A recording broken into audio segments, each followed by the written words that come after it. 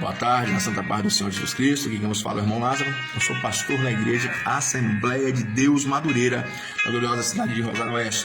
Vou trazer um assunto aqui bem polêmico, uma temática diferente, mas fique tranquilo que não é sobre política, tá bom? É sobre a palavra de Deus mesmo. De repente, quem sabe, vai ser esclarecedor para você católico, para você evangélico, que ainda que após você assistir, quem sabe ver e ouvir esse vídeo, você vai falar: pastor, eu não tinha dúvida sobre isso. Com certeza vai agregar conhecimento para a sua grade curricular, quem sabe para o seu acervo pessoal. Iremos falar sobre o quê? O nosso assunto é Bíblia dos católicos e Bíblia dos evangélicos. Por que essa diferença de 7 livros a mais na Bíblia dos católicos? Por que é chamado de livros apócrifos?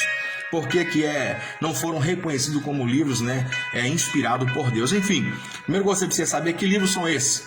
O livro de Tobias, Judite, 1 Macabeu, 2 Macabeu, Baruque, Eclesiástico, Livro da Sabedoria e o livro de Esther e de Daniel, que tem alguns acréscimos nos capítulos. Enfim, a outra coisa que você precisa entender é que, se tratando do Novo Testamento, tanto da Igreja Católica quanto da Igreja Evangélica, não há divergência alguma sobre questões das suas nomenclaturas e também da questão de quantidade.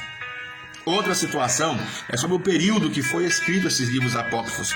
Foram escritos aproximadamente 200 anos antes de Cristo e 100 anos após Cristo, ou seja, um período mais ou menos de 300 anos. Outra situação é que os judeus, eles não reconheceram esses livros como livros inspirados por Deus.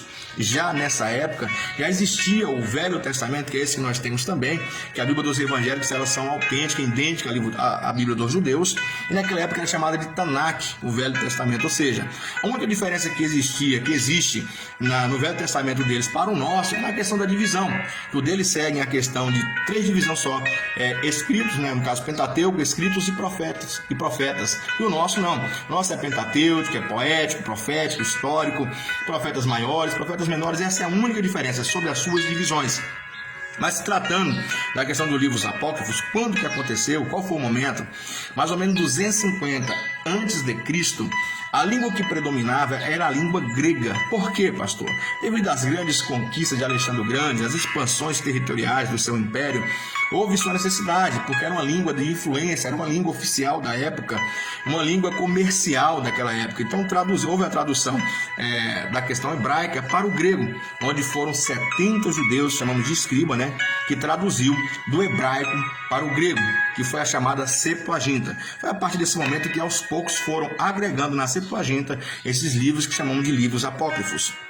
No entanto, após a ascensão de Cristo, os pais do primeiro século dos cristãos daquela época, como Clemente, como Irineu, Tertuliano, eles em suas homilias, eles faziam menção dos livros apócrifos e ensinavam normalmente. Já outros, como Eusébio, Anastácio, eles não usavam, eles entendiam que os livros apócrifos não eram reconhecidos. Já em 450 anos depois de Cristo, houve a chamada Vulgata de São Jerônimo, que era um sacerdote também, que era um representante da Igreja Católica, quando ele traduz do grego para o latim, que o latim era uma língua oficial do Império Romano, e para se tornar mais popular, e mais conhecido, eles traduzem para o latim, e nessa tradução, Jerônimo faz questão de colocar no rodapé, no caso dos livros apócrifos, que eles não eram livros inspirados por Deus e não eram reconhecidos pelo povo judeu. Então, por que eu estou falando isso, pastor Lázaro? Por que você está falando? Porque talvez você aprendeu que Martinho Lutero foi ele que causou essa divisão e que não reconheceu, não. Sempre houve essa briga, essa discussão dentro da própria Igreja Católica mesmo, dos cristãos do primeiro século.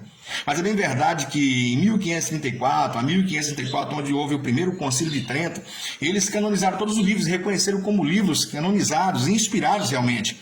Mas foi a partir realmente de Martinho Lutero que sacramentou e houve realmente uma divisão, um conhecimento que esses livros não eram inspirados por Deus, porque os judeus não acreditavam que eram inspirados e não reconheceram. Então, a partir daí também, nós como cristãos também reconhecemos que esses livros não são livros inspirados e reconhecidos por Deus e pelo povo daquela época. Não vou dizer nem por Deus, mas pelo povo, pelos judeus, por não serem inspirados por Deus segundo o entendimento do povo judeu daquela época. E a pergunta é, pastor Lázaro, mas eu posso ler? Pode, irmão. Pode ler o livro que você quiser, você pode ler, isso vai servir com certeza também de conhecimento para você. Conhecimento nunca é demais. Eu sempre digo, irmãos, ainda que não sejam livros, né, que não foram considerados inspirados por Deus, são livros que contêm história muito interessante, como o livro de Macabeus. É um livro que você pode ler, não precisa negar a história, mas realmente, para nós cristãos, não são livros inspirados por Deus e não foram reconhecidos pelo povo daquela época. Amém? Que Deus abençoe a sua vida, em nome de Jesus, e sigamos em frente para a honra e a glória do Senhor Jesus Cristo. Um abraço a todos.